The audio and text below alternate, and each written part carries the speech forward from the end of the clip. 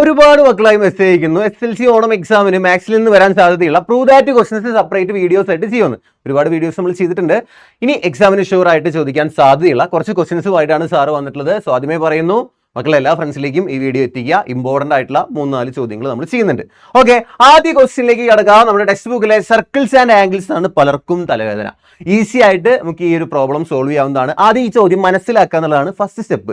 എന്താ ചോദിച്ചിട്ടുള്ളത്? Prove that the circle drone on the equal sides of an isosceles triangle. ഒരു triangle കാണുന്നുണ്ട്, അതൊരു സമപാർശ്വ ത്രികോണമാണ്, ഐസോസെലസ് ട്രയാങ്കിൾ ആണെന്ന് മനസ്സിലാക്കുക. As diameters pass through the middle point of the midpoint of the third side. എന്താ ചോദിച്ചിട്ടുള്ള ഒരു സമപാർശ്വ ത്രികോണത്തിന്റെ തുല്യമായ വശങ്ങൾ വ്യാസമായി വരയ്ക്കുന്ന ഈ വശവും തുല്യമാണ്. അത് ഡയാമീറ്റർ ആയിട്ട് സർക്കിൾസ് ഇങ്ങനെ വരച്ചിട്ടുണ്ട്. രണ്ട് സർക്കിൾസ് ഇങ്ങനെ വരച്ചിട്ടുണ്ട്. അങ്ങനെ സർക്കിള് വരയ്ക്കുന്ന വൃത്തങ്ങള് മൂന്നാമത്തെ വശത്തിന്റെ മധ്യബിന്ദുവിലൂടെ കടന്നു പോകുന്നുണ്ട് എന്നാണ് തെളിയിക്കേണ്ടത്. അതായത് ഈ ഒരു പോയിന്റ് ഉണ്ടല്ലോ, അത് മധ്യബിന്ദു ആണെന്ന്. അതായത് നമുക്ക് എന്താണ് തെളിയിക്കേണ്ടതെന്ന് ആദ്യം എഴുതി വെക്കുക. നമ്മളിങ്ങനെ ട്രയാങ്കിളിന് ABC എന്ന് പേര് കൊടുക്കുക. അതിന്റെ പ്രത്യേകത എന്ന് പറഞ്ഞു കഴിഞ്ഞാൽ ഐസോസെലസ് ട്രയാങ്കിൾ ആണ്.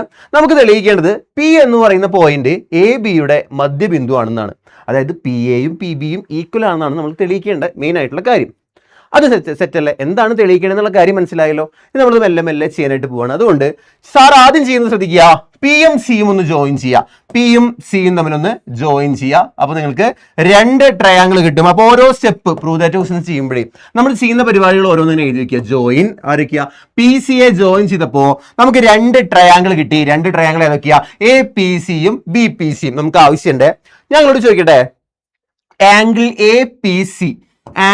APC എത്ര വരാന്ന് പറയാൻ പറ്റുമോ? ആംഗിൾ APC എന്ന് പറഞ്ഞ ഈ ആംഗിൾ എന്തെങ്കിലും ഗസ് ഉണ്ടോ? നോക്കുക. AC എന്ന് പറയുന്നത് ഡയാമീറ്റർ ആണ്. അങ്ങനെയാണെങ്കിൽ നിങ്ങൾക്ക് ഇങ്ങനെ ഒരു സെമി സർക്കിൾ ഇവിടെ കാണാം. സെമി സർക്കിളിലെ ആംഗിൾ നമ്മൾ പഠിച്ചിട്ടുണ്ട്. അർദ്ധവൃത്തത്തിലെ കോൺ മട്ടമാണ് എന്ന് പറഞ്ഞ് പഠിച്ചിട്ടുണ്ട് അല്ലെ. ആംഗിളിലെ semi circle is always 90 degrees. നമുക്ക് ആംഗിൾ APC എന്ന് പറയുന്നത് 90 ഡിഗ്രി എന്ന് പറയാം. അതുപോലെ CPBയും 90 ഡിഗ്രി ആണ്. അത് രണ്ടും നോട്ട് ചെയ്ത് വെക്കണേ. ആംഗിൾ APC 90 ഡിഗ്രി, അതുപോലെ ആംഗിൾ CPB 90 ഡിഗ്രി. ഇത് രണ്ടും സെറ്റ് അല്ലേ? പ്രൂവ് ദാറ്റ് ക്വസ്റ്റ്യൻസ് തലവേദനയുള്ള നിങ്ങളുടെ ഫ്രണ്ട്സിനൊന്ന് മെൻഷൻ ചെയ്യട്ടോ. നോക്കട്ടെ, നമ്മൾ സിമ്പിളായിട്ട് ഇത് പഠിക്കും. 2 കാര്യങ്ങളും മനസ്സിലാക്കിയതിനു ശേഷം അത് എഴുതി വയ്ക്കുക. പിന്നെ പറയാനുള്ളത്, സാറിന് ഒരു ക്വസ്റ്റ്യൻ കണ്ടു കഴിഞ്ഞാൽ അത് കാണാപ്പാടം പഠിക്കല്ല വേണ്ടത്, ചെയ്ത് പഠിക്കുക കേട്ടോ. ഇമ്പോർട്ടൻ്റ് ആയിട്ടുള്ള പോയിന്റ്സ് ഒക്കെ മനസ്സിലാക്കിയിട്ട് അത് ചെയ്ത് പഠിക്കുന്നത് ഹെൽപ്ഫുൾ ആയിരിക്കും. സോ ആംഗിൾ APC എഴുതി, ആംഗിൾ CPB എഴുതി. ഇനി ഒന്ന് നോക്കുക, 2 ട്രയാങ്കിൾ നിങ്ങൾക്ക് ഇവിടെ കാണാമല്ലോ. 2 റൈറ്റ് ട്രയാങ്കിളെ കൺസിഡർ ചെയ്തിട്ടാണ് ബാക്കി പരിപാടി. ഇതൊരു റൈറ്റ് ട്രയാങ്കിൾ ആണ്. അതുപോലെ നമുക്ക് കളർ മാറ്റിയിട്ട് മറ്റേ റൈറ്റ് ട്രയാങ്കിൾ കാണിച്ചു തരാം. പച്ച. ഈ 2 റൈറ്റ് ട്രയാങ്കിളിൽ ഒന്ന് ശ്രദ്ധിച്ചു വെച്ചോ. ഇൻ ട്രയാങ്കിൾ APC, ആദ്യത്തെ റൈറ്റ് ട്രയാങ്കിളിൽ നമുക്ക് പൈതഗോറസ് തിയറം അപ്ലൈ ചെയ്യാലോ. കാരണം ഒരു കോണളവ് 90 ഡിഗ്രി ആണെങ്കിൽ അതൊരു മട്ടത്രികോണാണല്ലോ. മട്ടത്രികോണം എവിടെയുണ്ടോ അവിടെയുണ്ട് പൈതഗോറസ് ചേട്ടൻ. സോ ഇൻ ട്രയാങ്കിൾ APC നമുക്ക് എഴുതാം AP സ്ക്വയറും PC സ്ക്വയറും പാദം സ്ക്വയറും ലംബം സ്ക്വയറും ആഡ് ചെയ്ത് കഴിഞ്ഞാൽ ഈ AC സ്ക്വയർ ഹൈപ്പോട്ടനസ് സ്ക്വയർ കിട്ടും അല്ലേ. ഇതേപോലെ തന്നെ BPC എന്ന് പറഞ്ഞ ഈ ട്രയാങ്കിളിൽ BP സ്ക്വയറും PC സ്ക്വയറും ആഡ് ചെയ്ത് കഴിഞ്ഞാൽ BP സ്ക്വയർ പാദം സ്ക്വയർ PC സ്ക്വയറും ആഡ് ചെയ്ത് കഴിഞ്ഞാൽ നമുക്ക് കർണം സ്ക്വയർ കിട്ടും, BC സ്ക്വയർ കിട്ടും. ഇനി നമുക്ക് അറിയാവുന്ന ഒരു കാര്യം എന്താണെന്ന് വെച്ച് കഴിഞ്ഞാൽ ഇതൊരു ഐസോസെലസ് ട്രയാങ്കിൾ ആണ് ABC. ഐസോസെലസ് ആയതുകൊണ്ട് തന്നെ നമുക്ക് എഴുതാൻ സാധിക്കുന്ന മറ്റൊരു കാര്യമുണ്ട്. AC is equal to BC. ACയും BCയും ഈക്വൽ ആണ്. ACയും BCയും ഈക്വൽ ആയതുകൊണ്ട് തന്നെ നമുക്ക് പറയാൻ പറ്റുന്ന ഒരു കാര്യമുണ്ട്. AC സ്ക്വയർ തന്നെയായിരിക്കും BC സ്ക്വയറും വരിക. അതായത് നമ്മൾ ഇവിടെ എഴുതി വെച്ചിട്ടില്ലേ, ഇത് 1ഉം ഇത് 2ഉം കൊടുക്കുകയാണെങ്കിൽ ഈ 2 ആൾക്കാരും ഈക്വൽ ആണ് എന്നാണ് പറഞ്ഞിട്ടുള്ളത്. അതായത് ACയും BCയും തുല്യമായതുകൊണ്ട് AC സ്ക്വയറും BC സ്ക്വയറും തുല്യമാവും. 5 5നോട് തുല്യം. 5ന്റെ സ്ക്വയർ 25. സിമ്പിൾ ആയിട്ട് അങ്ങനെ ആലോചിച്ചാൽ മതി. ACയും BCയും തുല്യമായി കഴിഞ്ഞാൽ AC സ്ക്വയറും BC സ്ക്വയറും ഈക്വൽ ആവും. വേറെ കോംപ്ലിക്കേഷൻ ഒന്നുമില്ല, സിമ്പിൾ ആണ്. പറഞ്ഞു വരുന്നത് ഈ ഇക്വേഷൻ 1ഉം ഇക്വേഷൻ 2ഉം ഈക്വൽ ആണ്. സിമ്പിൾ ആയല്ലോ. അതായത് ഇക്വേഷൻ 1 ആയിട്ടുള്ള AP square plus PC square എന്ന് പറയുന്നത് എന്തിനോട് തുല്യമാണ്? ഇക്വേഷൻ 2 ആയിട്ടുള്ള PB സ്ക്വയർ പ്ലസ് PC സ്ക്വയറിനോട് തുല്യമാണ്. ഇവിടെ ഒരുപോലത്തെ ആൾക്കാരാണ് ഈ ക്യാൻസൽ ചെയ്ത് കളയാട്ടോ. ഉണ്ടല്ലോ, PC സ്ക്വയറും BC സ്ക്വയറും ക്യാൻസൽ ചെയ്ത് പോയി. ബാക്കി ആരൊക്കെ ഉണ്ട്? AP square is equal to PB square. AP square is equal to PB square ആണെങ്കിൽ നേരത്തെ ചെയ്ത പോലെ, നേരത്തെ A C equal to B C ആണെങ്കിൽ എ സി സ്ക്വയറും ബി സി സ്ക്വയറും തുല്യമാണെന്ന് പറഞ്ഞ പോലെ ഇത് മനസ്സിലാക്കേണ്ടത്, ഇതിൽ നിന്ന് മനസ്സിലാക്കേണ്ടത് എന്താ, A P equal to P B എന്നാണ്. എ പി സ്ക്വയറും പി ബി സ്ക്വയറും തുല്യമാണെങ്കിൽ എ പിയും പി ബിയും തുല്യമായിരിക്കും. അത് തന്നെയാണ് നമുക്ക് പ്രൂവ് ചെയ്യേണ്ടത്. എ പി എന്ന് പറഞ്ഞാലും പി എന്ന് പറഞ്ഞാലും സെയിം ആണ്. സോ കറക്റ്റ് ആയിട്ട് വേണമെങ്കിൽ ഇതാ A P equal to P B എന്നോ അല്ലെങ്കിൽ P equal to P B എന്നോ എന്ത് വേണമെങ്കിലും എഴുതാൻ പ്രശ്നമില്ല. ലാസ്റ്റ് ഇതൊരു പ്രൂവ് ദാറ്റ് ക്വസ്റ്റൻ ആയതുകൊണ്ട് ഹെൻസ് പ്രൂവ്ഡ് എഴുതിയിട്ട് നമ്മൾ അവസാനിപ്പിക്കുകയാണ്. ഇമ്പോർട്ടന്റ് ആയിട്ടുള്ള പ്രൂവ് ദാറ്റ് ക്വസ്റ്റൻ ആണ്, പഠിച്ചിട്ട് പോകണം. ഓക്കെ, സെറ്റ് അല്ലേ? അതുപോലെ നമ്മുടെ ചാനലിൽ അപ്ലോഡ് ചെയ്യുന്ന എല്ലാ വീഡിയോസും മക്കൾ കാണണം. നിങ്ങൾക്ക് യൂസ്ഫുൾ ആയിട്ടുള്ള, എക്സാമിന് ചോദിക്കാൻ സാധ്യതയുള്ള ചോദ്യങ്ങൾ അടങ്ങിയിട്ടുള്ള വീഡിയോസ് ആയിരിക്കും അത്. ഇനി നമുക്ക് ഏതാ 2 ക്വസ്റ്റ്യൻ കൂടി സാർ ഉൾപ്പെടുത്തിയിട്ടുണ്ട്, വേഗം നോക്കാം. ഒരുപാട് മക്കളായി പറയുന്നത് എന്താ, നമ്മൾ എല്ലാ ക്വസ്റ്റ്യനിലും പറയാണ് എന്താ, ഈ അർദ്ധവൃത്തത്തിലെ നമ്മൾ തൊട്ട് മുന്നേ ചെയ്ത ചോദ്യത്തിലും പറഞ്ഞു സെമി സർക്കിളിലെ ആംഗിൾ എപ്പോഴും 90 ഡിഗ്രി ആയിരിക്കും, അർദ്ധവൃത്തത്തിലെ കോൺ മട്ടമാണ് എന്ന് നമ്മൾ പഠിച്ചിട്ടുള്ളതാണ്. എങ്ങനെയാണത് മട്ടമാവുന്നത്, എങ്ങനെയാണ് റൈറ്റ് ആംഗിൾ കിട്ടുന്നത്, നമുക്കതൊന്ന് പ്രൂവ് ചെയ്ത് നോക്കിയാലോ. അതായത് ഞാനിവിടെ ഒരു അർദ്ധവൃത്തം കൺസിഡർ ചെയ്തിട്ടുണ്ട്.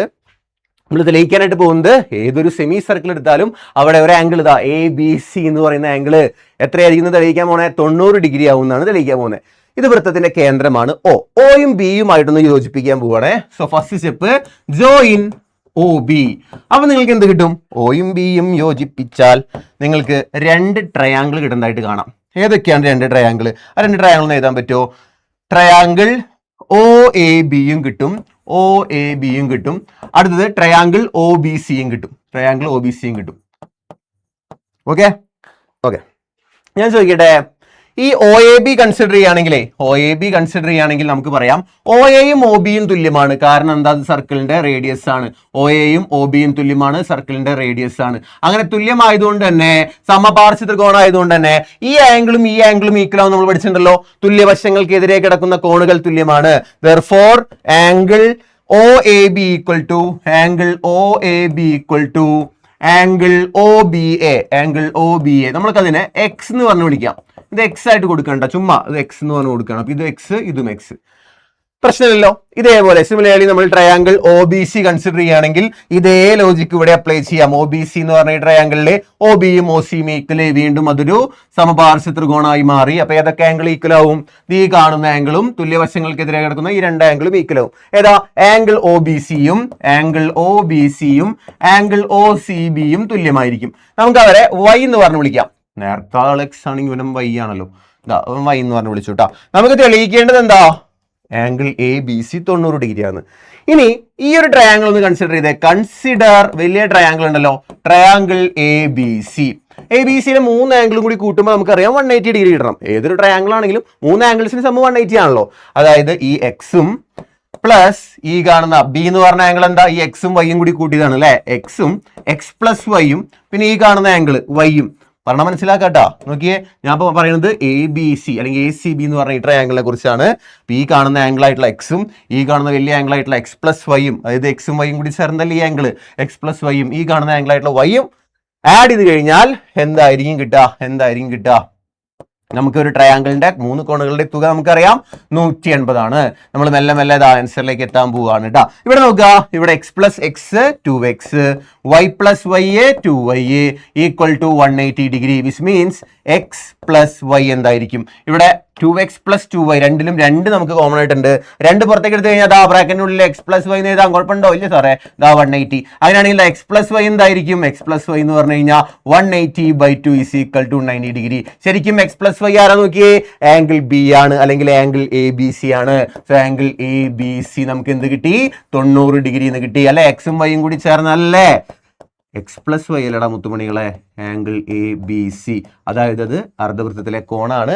അർദ്ധവൃത്തത്തിലെ കോൺ നമുക്ക് 90 ഡിഗ്രി കിട്ടി. സെറ്റാണ് വിശ്വസിച്ചുകൊണ്ട് അവസാനമായിട്ട് ഒരുപാട് പേര് ഇങ്ങനത്തെ ചിത്രമൊക്കെ കണ്ടു കഴിഞ്ഞാൽ എൻ്റെ പൊന്നേ തല ഇറങ്ങണേ എന്ന് പറഞ്ഞിട്ട് ക്വസ്റ്റ്യൻ സ്കിപ്പ് ചെയ്യും. പക്ഷെ ഇനി എൻ്റെ മക്കൾ സ്കിപ്പ് ചെയ്യേണ്ട. ചോദ്യം വരികയാണെങ്കിൽ സിമ്പിളായിട്ട് ആ ക്വസ്റ്റ്യൻ മനസ്സിലാക്കിയിട്ട് നമുക്കിത് പ്രൂവ് ചെയ്യാം. ഓക്കെ, സെറ്റ് അല്ലേ? വേഗം തന്നെ, ഒട്ടും സമയം കളയുന്നില്ല. ലാസ്റ്റ് ക്വസ്റ്റ്യൻ അല്ല, നമ്മൾ ലാസ്റ്റ് ക്വസ്റ്റ്യനിലേക്ക് കിടക്കുകയാണ്. In the picture below A triangle is drawn joining the ends of the diameter of A circle. അതായത് ഒരു അർദ്ധവൃത്തത്തിലെ ഒരു ബിന്ദുവും വൃത്തത്തിലെ 2 അറ്റങ്ങളും ചേർത്ത് ഒരു ത്രികോണം വരച്ചിരിക്കുന്നു. ത്രികോണം നിങ്ങൾക്ക് കാണാം, ഇങ്ങനെ ഒരു ട്രയാങ്കിൾ ഇവിടെ കാണാം. എന്താണ് തെളിയിക്കേണ്ടത്? പിന്നെ നിങ്ങൾക്ക് കാണാവുന്നത് എന്താ, ത്രികോണത്തിന്റെ മറ്റ് രണ്ട് വശങ്ങളും വ്യാസമായി അർദ്ധവൃത്തങ്ങളും വരച്ചിട്ടുണ്ട്. അതായത് ഈ സൈഡും ഡയാമീറ്റർ ആയിട്ട് രണ്ട് അർദ്ധവൃത്തങ്ങൾ വേറെ വരച്ചിട്ടുണ്ട്. ഓക്കെ, പ്രശ്നമില്ല.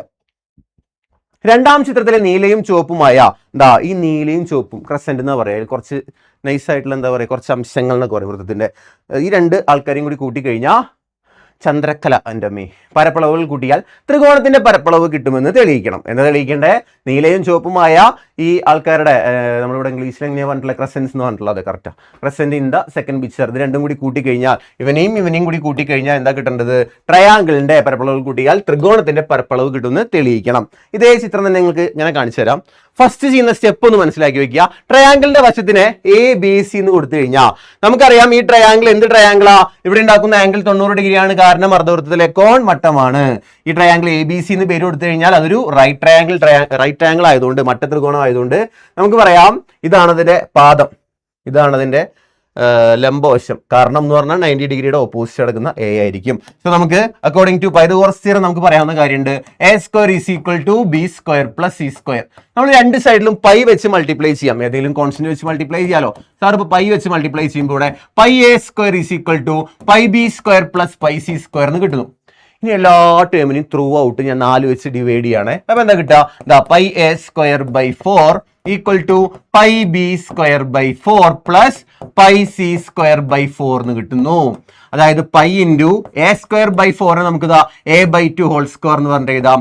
ഇവിടെ π × B/2² എന്ന് പറഞ്ഞിട്ട് എഴുതാം, പ്ലസ് π × C/2² എന്ന് പറഞ്ഞിട്ട് എഴുതാം. അതായത് ശരിക്കും ഈ π × A/2² എന്ന് പറഞ്ഞാൽ ആരാ നോക്കിയേ? ഈ ഒരു വശമാണ് നമ്മുടെ A. ഇതിന്റെ പകുതി എന്ന് പറയുന്നത് ഇതായിരിക്കും A/2. ഈ ഒരു അർദ്ധവൃത്തത്തിന്റെ മെയിൻ അർദ്ധവൃത്തത്തിന്റെ ഏരിയ ആണ് π × A/2² കൊണ്ട് നമ്മൾ എഴുതിയിട്ടുള്ളത്. So area of large semi circle എന്ന് പറഞ്ഞു കഴിഞ്ഞാൽ എന്തായിരിക്കും? Area of large semi circle എന്ന് പറഞ്ഞാൽ നമുക്ക് എന്ത് കിട്ടി? Sum of areas of other 2 semi circle. അതായത് ആ വലിയ സെമി സർക്കിളിന്റെ ഏരിയ എന്ന് പറയുന്നത് ചെറിയ 2 സെമി സർക്കിളിന്റെ ഏരിയകൾ തമ്മിൽ കൂട്ടിയതാണ് എന്ന് നമ്മൾ ഈ സ്റ്റെപ്പിലൂടെ ചെയ്തു വെച്ചു. പക്ഷെ നമുക്ക് തെളിയിക്കേണ്ടതൊന്നുമല്ല, തെളിയിക്കേണ്ടതിലേക്ക് നമുക്ക് എത്താം. അതിന് വേണ്ടിയിട്ട് എന്താ ചെയ്യാൻ പോണേന്ന് വെച്ച് കഴിഞ്ഞാൽ നമുക്ക് ഈ ചെറിയ ഭാഗങ്ങളുണ്ടല്ലോ, ഇത്രയും ഒന്ന് ഈ ചെറിയ ഭാഗം, അതുപോലെ ഇത്രയും മൂന്ന് ചെറിയ ഭാഗം, അവർ ജസ്റ്റ് X Y ആയിട്ട് എടുത്തു കേട്ടോ. X Y ആയിട്ട് എടുത്തേ, വേറെ ഒന്നും ചെയ്യുന്നില്ല. ഇത് X, ഇത് Y. നമ്മളിപ്പോ പറഞ്ഞിട്ടുള്ള കാര്യം എന്താ? ഏരിയ ഓഫ് വലിയ സെമി സർക്കിൾ. അതെങ്ങനെയാ? ഇത്രയും വലിയ സെമി സർക്കിളിന്റെ ഏരിയ എന്ന് പറയുന്നത് മറ്റ് 2 സെമി സർക്കിളിന്റെ ഏരിയാസിന്റെ സമ്മാനല്ല പറഞ്ഞിട്ടുള്ളത്. ശരിക്കും ഇത്രയും പോകുന്ന സെമി സർക്കിളിന്റെ ഏരിയ നമുക്ക് ഇങ്ങനെ എഴുതാം. ഈ ചെറിയ ഭാഗത്തിന്റെ ഏരിയാസ് ഞാൻ X ആയിട്ട് എടുത്തിട്ടുണ്ട്, ഈ ചെറിയ ഭാഗത്തിന്റെ ഏരിയ Y ആയിട്ട് എടുത്തിട്ടുണ്ട്. അങ്ങനെയാണെങ്കിൽ നമുക്ക് വലിയ സെമി സർക്കിളിന്റെ ഏരിയ എങ്ങനെ എഴുതാം? എന്തായാലും X ഉം Y ഉം വേണ്ടി വരും. Area of large semi circle നമുക്ക് എങ്ങനെ എഴുതാം? സെമി സർക്കിൾ നമുക്ക് എങ്ങനെ എഴുതാം?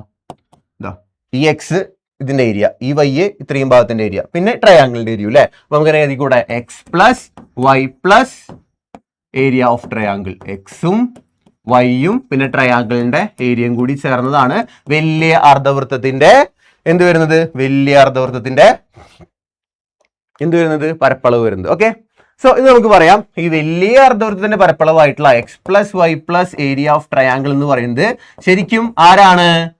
ഈ ചെറിയ 2 അർദ്ധവൃത്തങ്ങളുടെ പരപ്പളവുകളുടെ സമ്മാണ്. അതായത് നമ്മൾ area of this blue crescent, area of blue plus പിന്നെ ഈ Xും കൂടി ചേർന്നതാണ് ചെറിയ അർദ്ധവൃത്തത്തിന്റെ പരപ്പളവ്.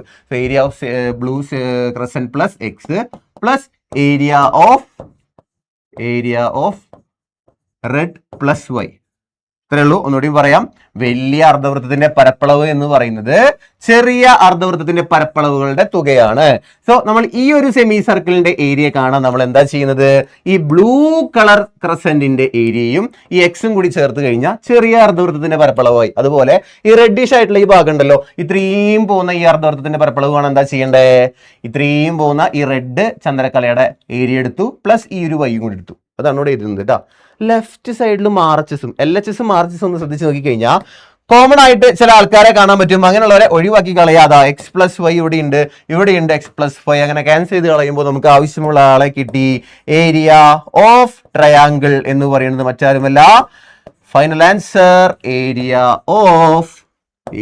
Of blue crescent plus area of red crescent എന്ന് കിട്ടിയിട്ടാ. 3 ചോദ്യങ്ങളും അത്യാവശ്യം ഇമ്പോർട്ടൻ്റ് ആയിട്ടുള്ള ചോദ്യമാണ്. തെളിയിച്ചു കഴിഞ്ഞാൽ സാർ ഹെൻസ് പ്രൂവ്ഡ് ചെയ്താൽ പോവില്ല നിങ്ങൾക്ക് അറിഞ്ഞൂടെ. സോ നിങ്ങൾക്ക് യൂസ്ഫുൾ ആണെന്ന് തോന്നുന്നുണ്ടെങ്കിൽ കമന്റ് ചെയ്യാനായിട്ട് ചോദ്യങ്ങളൊന്നും തരുന്നില്ല. ഇനി നിങ്ങൾ എത്ര ടൈപ്സ് വീഡിയോസ് ആണ് എക്സ്പെക്ട് ചെയ്യുന്നത്, ഇത് നിങ്ങൾക്ക് എത്രത്തോളം യൂസ്ഫുൾ ആയി എന്നൊക്കെ കമന്റ് ചെയ്യുക. ഇതുപോലെ രസകരമായ വീഡിയോസുമായി നമുക്ക് വീണ്ടും കാണാം. Till then bye bye all. Thank you.